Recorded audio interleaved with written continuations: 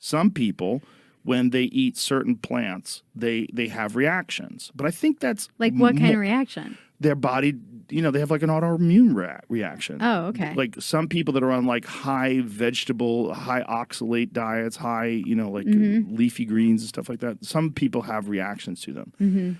I think that that's probably less common than the hardcore carnivore people believe. How long did you do the carnivore diet?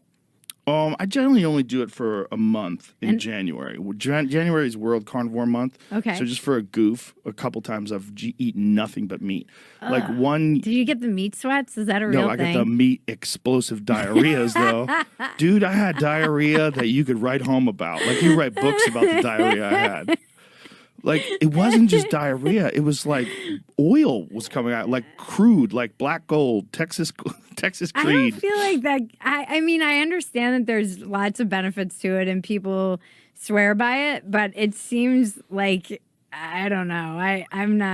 I feel like it takes me a long time to digest like a piece of steak. I don't know. For me, that didn't bother me. I lost a lot of weight, but I didn't lose weight because I was dehydrated. The diarrhea only lasted a couple of weeks. But I mean, for a couple of weeks, it was touch and go.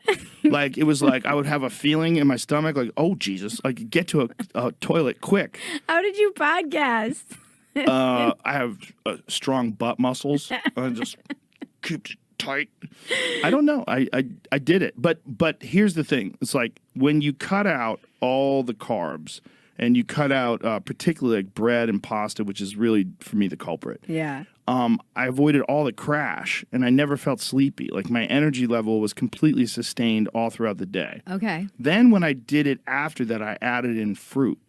Okay. And when I added in fruit, I avoided all of the diarrhea, all of the craziness. Okay. So I guess the fiber from the fruit. And right. It's just, all I was eating was like ribeyes and elk meat. Elk meat sounds good. It's great. Ribeyes, but I needed fat. Like, you can't just eat elk meat. You can, I'm sure, but you need fat. Yeah. And elk is very lean. Elk is, you're basically eating a super athlete. Yeah. You're eating a super athlete that's running away from mountain lions. Yeah. Like, they're fucking jacked. And so when you butcher an elk, like when you're in the field and you butcher an elk, you see very little fat. Right. Very, very little. Mostly what you're seeing is muscle tissue and it's a dense, rich, dark red muscle tissue and it's so rich in protein and vitamins, and it's so fucking healthy for you. But you need fat, so I would use tallow, beef tallow.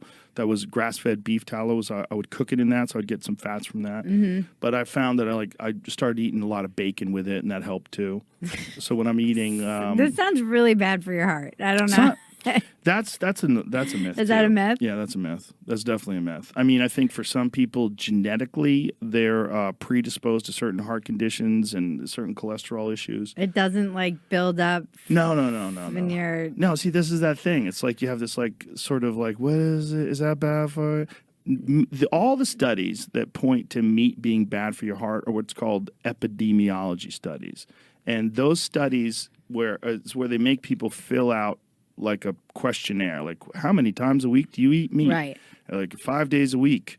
And then they looked at those people and they said, oh, there's higher instances of heart disease in those people. But what they don't cover is how many of those fucking people are eating cheeseburgers. Right. And how many of those people have industrial seed oils in the cheeseburger and the bun and the fries, which are cooked in industrial seed oils. And how many of them are eating Coca-Cola, drinking Coca-Cola all day long, which is filled with fucking seed oils, right? And corn syrup, like all that shit is what's really bad for you. Well, you know about the studies that were done in, I think it was the 1950s or 1960s, where the sugar industry paid scientists to lie about the source of heart disease and connected to saturated fats. Mm-hmm. And it was really just bribery. Yeah. And they didn't pay him much. They paid him like $50,000.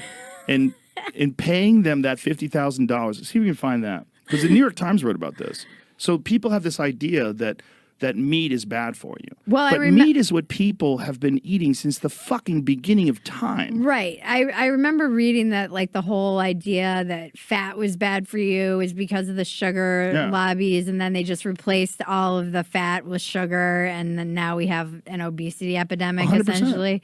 And I do think there's part of the problem with like we have a problem. I mean, even flying lately, I'm like, oh my God, every single flight I've been on, they need like 7 wheelchairs. You know, it's just seems more than ever before people are struggling with obesity, and I think it's obviously been proven.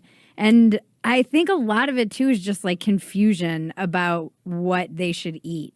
Yeah. I feel like there's so much confusion around food.